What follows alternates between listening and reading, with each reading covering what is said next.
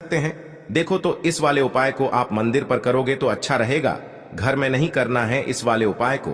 उसके बाद में दोस्तों जो अगला प्रश्न निकल कर आता है वो यह आता है इस उपाय को लेकर कि आखिर इस उपाय को हमें किस समय करना है, सुबह के समय करना है कि शाम के समय करना है।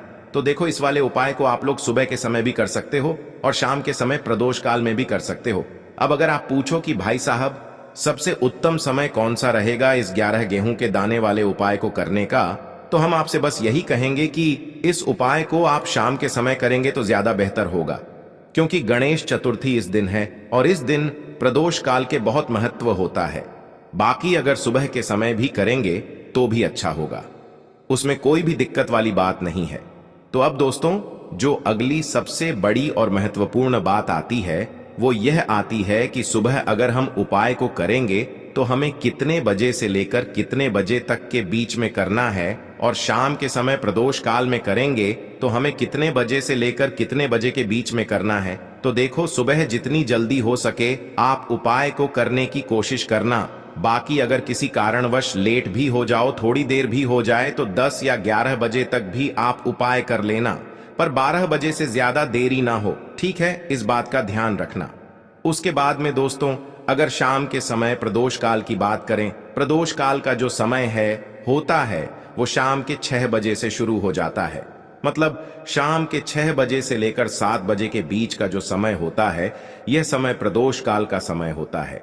पर अभी जो मौसम चल रहा है इस मौसम में जो है शाम बहुत देरी से होती है, तो आप इस उपाय को 7 या 8 बजे के बीच में भी कर सकते हो।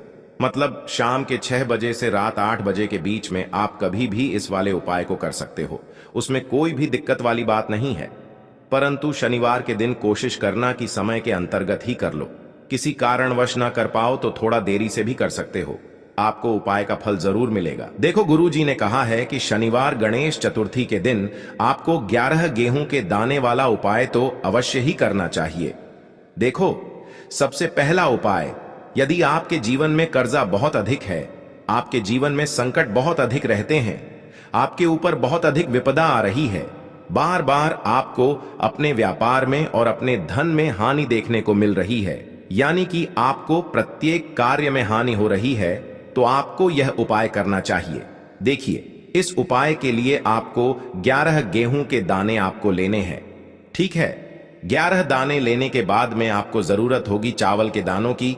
11 चावल के दाने और 11 गेहूं के दाने, और चावल के दाने खंडित नहीं होने चाहिए। अब आप कहोगे भैया गेहूं कहां से लेने हैं? देखो आपको किसी भी किराना स्टोर पे 7 गेहूं के दाने मिल जाएंगे, जाके ले लेना, ठीक है ना। 11 गेहूं 11 चावल के दाने लेने हैं। साथ ही साथ आपको एक तांबे का लोटा लेना है और उस तांबे के लोटे में आपको जल भरना है। जल आपका खुद के घर का होना चाहिए, मंदिर का नहीं होगा। अब आप ये सब सामग्री लेकर पहुंच जाओगे महादेव के शिवलिंग के पास में शाम के टाइम पे प्रदोष काल में। देखो जब आप ये उपाय कर रहे हो तो अपना फेस रखना उत्तर दिशा, नॉर्थ डायरेक्शन की तरफ। अब यहाँ पे जो मैं आपको क्रम बताने जा रहा हूं ना, उस मेरे क्रम को बहुत ध्यान से सुनिए।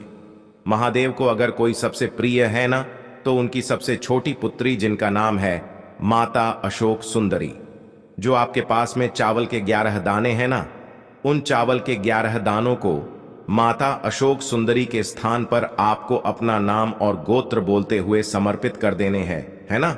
चावल के दानों को रखने के बाद में जो आपके पास में तांबे का लोटा है ना, उस तांबे के लोटे को कहीं पे भी हम जल नहीं चढ़ाएंगे। सिर्फ और सिर्फ माता अशोक सुंदरी का जो हस्त कमल आपको दिख रहा है यहीं पे गोल गोल आपको समर्पित करना है उसी जल को, और कहीं नहीं, ना तो माता अशोक सुंदरी के स्थान पर ना तो शिवलिंग के ऊपर।